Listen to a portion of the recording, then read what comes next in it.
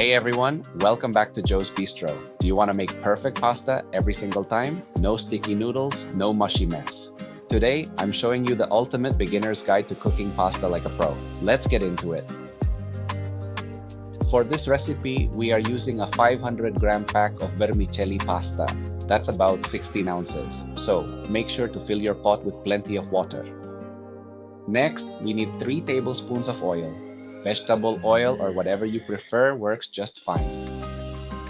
Then, we are gonna need 2 tablespoons of plain salt. And grab 500 grams or 16 ounces of your favorite pasta. Now place the pot on the stove over medium-high heat.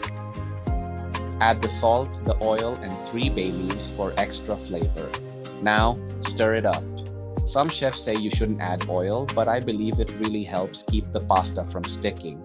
If you don't follow the right steps, pasta can easily end up undercooked or mushy. Don't worry, I'm breaking it down for you step by step.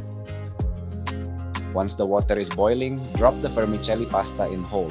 This rule applies to all long pasta. Just let the heat soften it up and make it bend naturally before you try to stir or turn it with tongs or a fork. Do it slowly.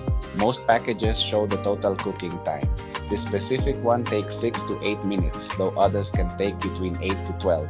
It's always best to keep track of the time, but don't worry. In the next part, I'll show you exactly how to tell when your pasta is perfectly al dente.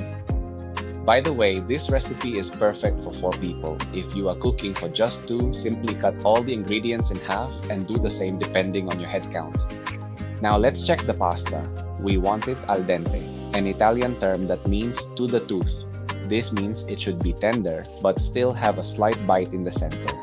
We want to drain it about 1 minute before the package instructions because the pasta will keep cooking with its own residual heat. In fact, if you're going to mix it directly into a hot sauce, you should pull it out 1.5 to 2 minutes early so it finishes cooking right in the sauce.